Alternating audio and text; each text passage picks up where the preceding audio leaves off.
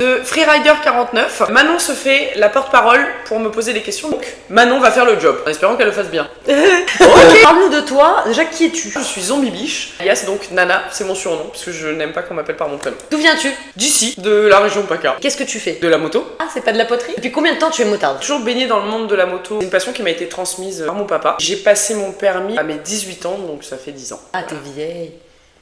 Tu es monitrice de piste, en quoi ça consiste? Le but, c'est d'initier toute personne qui désirerait se lancer dans le monde du circuit, de la piste, en prodiguant les meilleurs conseils que je puisse lui donner par rapport à mes expériences et par rapport à ce qu'on m'a appris. Que ça soit des débutants ou ceux qui ont plus d'expérience déjà? Exactement. Débutant, on va vraiment commencer par les bonnes bases, savoir manipuler sa moto et contrôler sa moto, savoir se mettre dans les bonnes positions, dans les bonnes trajectoires, etc. Et ensuite, on va passer au niveau au-dessus en s'adaptant justement à l'évolution de la personne et en augmentant le niveau à chaque fois en fonction de ses besoins et de ses compétences. Est-ce que c'est ton métier? J'en ai fait un de mes métiers, mais mon métier premier, je suis donc directrice générale d'LGS Events. Je suis également secouriste. Raconte-nous une anecdote avec Bad Grill.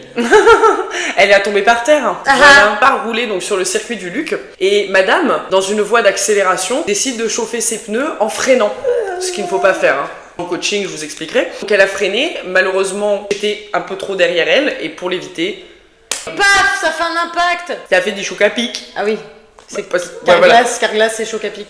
Nickel, je me suis écrasée, j'ai réussi à ne pas toucher madame, je me suis bien écrasée au sol quand même. Suivant. Est-ce que tu conseillerais aux motards de faire de la piste et pourquoi? Oui, parce qu'aujourd'hui, avec le facteur risque de la route, sur le circuit, il faut se dire qu'il n'y a que vous et les autres pilotes. Donc ça va être un petit peu comme au ski, celui qui est derrière, c'est lui qui gère. Vous n'avez pas donc les facteurs à risque, c'est-à-dire les gens qui peuvent vous couper la route, sortir d'une intersection sans vous voir, dépasser sans regarder que vous étiez à côté. Le but du circuit, c'est d'arriver à rouler en sécurité en se faisant plaisir. Donc on lâche les chevaux de la moto et on lâche les chevaux mentaux. Quel conseil tu donnerais à un novice pour sa toute première session piste? Fonce sur un malentendu, ça peut passer. Non, je lui dirais de pas trop se poser de questions, de pas trop se prendre la tête, parce qu'aujourd'hui il y a plein de préjugés sur le monde de la piste, plein de préjugés sur les équipements, la moto. Faut venir avec sa moto en bon état, pas des pneus fin de vie, pas des plaquettes en fin de vie. Venir avec un équipement, le but c'est de rouler en sécurité et surtout d'arriver à se faire plaisir et d'apprendre des choses qui vont par la suite finalement vous servir sur route. Dans l'imaginaire collectif, la piste ça coûte cher et il faut absolument commencer avec une sportive, est-ce que c'est vrai? Non. Tu peux commencer avec n'importe quelle moto, que ce soit du 125, du 400, du 300,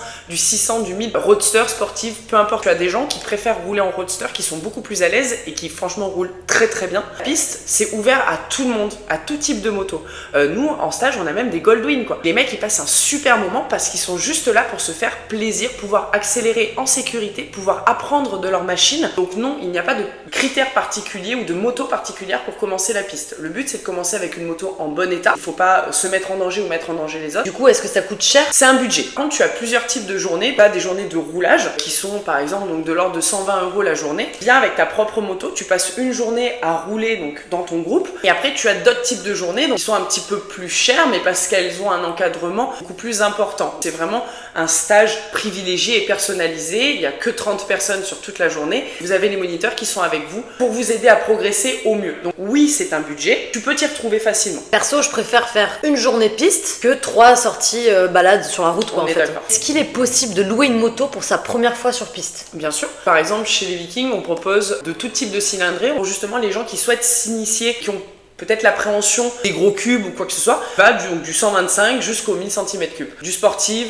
du roadster, il y a tout ce qu'il faut et il y en a pour tous les budgets justement. Sur piste, quels sont les équipements obligatoires? Est-ce que la location chez les Vikings est possible? L'équipement obligatoire, c'est bottes, bottes cuir, combinaison cuir, une pièce ou 2 pièces. Si c'est 2 pièces, il faut qu'elles soient zippables entre elles. Chez les Vikings, la dorsale est obligatoire. Dorsale détachée, là. Une dorsale détachée, celle que tu scratches autour de toi. Des gants en cuir, montant donc qui cache les poignets. Casque intégral, peu importe si c'est double D ou le clip. L'airbag n'est pas obligatoire, il est conseillé. Concernant l'équipement, on peut le louer chez les Vikings. Donc vous avez plusieurs packs, soit le pack complet, donc combinaison dorsale ou bottes, ou combinaison dorsale, ou que les bottes, ou que la dorsale. Rider dit qu'elle a chuté en 2009 et elle te demande si faire une session de piste, ça pourrait l'aider à enlever les appréhensions qu'elle a aujourd'hui. Complètement, parce que faire de la piste, c'est en quelque sorte faire qu'un avec sa moto. Essayer de l'exploiter, mais essayer de prendre confiance en soi avec sa machine. Donc, après une chute, après une mauvaise expérience sur la route, que ce soit seul ou à cause de quelqu'un. Le but étant, c'est de reprendre confiance en soi, reprendre confiance en sa moto, tout en allant à son rythme. C'est ce qu'on essaye de faire donc dans nos stages personnalisés,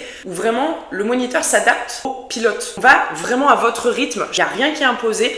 Vous allez comme vous le sentez. Le but, c'est de rouler en sécurité, donc vous apprendre les trajectoires, la position, et en fait tout ça, ça va faire que vous allez rouler mieux, souvent un peu plus vite. Vous allez avoir l'impression de ne pas vous mettre en danger. Vous vous sentez faire qu'un avec votre moto et dans de bonnes conditions. Donc c'est extrêmement positif pour ce genre de cas où tu as une appréhension avec ta moto et que finalement tu cherches juste à te redonner confiance en toi et en ta moto. Quelle est l'action la plus stupide qui t'est arrivée en moto? À part toi? À part moi. J'allais au travail en moto, je prends une épingle, j'étais seule, dans la campagne en plus. Je glisse sur une plaque d'égout, je tombe, vraiment à l'arrêt, rien de grave. Sauf qu'en fait, je tombe dans une mode de terre et de cailloux. Sauf qu'en fait, je suis restée coincée et la moto m'est tombée dessus. En fait, je suis restée bien 10 minutes avec mon téléphone et tout qui était dans mon sac à dos, donc dans mon dos, coincée sous la moto avec le pot qui me brûlait la jambe.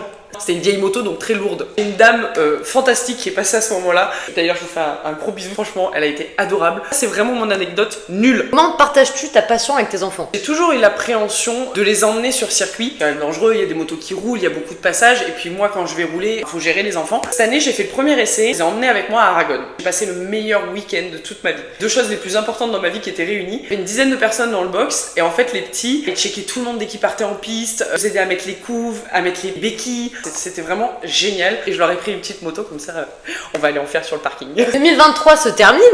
Comment visualises-tu 2024? 2023, ça a été une grosse année parce qu'il y a eu beaucoup de rencontres, beaucoup de nouvelles idées, beaucoup de nouveaux projets. Il y a vraiment un projet qui a vu le jour avec une personne Bateau Grill. On a décidé de monter donc une chaîne YouTube qui sortira le 6 janvier. On va parler de notre passion, on va s'initier à des choses qu'on n'a pas l'habitude. En fait, 2024 pour moi, c'est une explosion niveau projet parce que je vais faire quelque chose qui me tient à cœur. Manon a exactement la même ligne de conduite que moi. Je pense que ça va donner vraiment du lourd, on va vraiment se faire plaisir et surtout beaucoup rigoler quoi. Ouais. Bah quoi? C'est fini là, y a plus de questions. Tu veux d'autres questions? Moi j'ai des points. Attends, bah parfait. C'est quoi ton plat préféré? Grill. Parfait. J'espère que ça vous a plu. Freerider 49, j'espère qu'on a été à la hauteur de tes attentes surtout Manon parce que quand même elle avait un job assez important, hein. Voilà. Donc moi je trouve que tu as très bien fait ton travail et je te remercie. Je trouve que tu étais parfaite, vraiment. Ah oui, merci. Oui, toi. Je vous dis à bientôt et suivez-nous sur YouTube en fait. Ciao. C'est nul. Ok.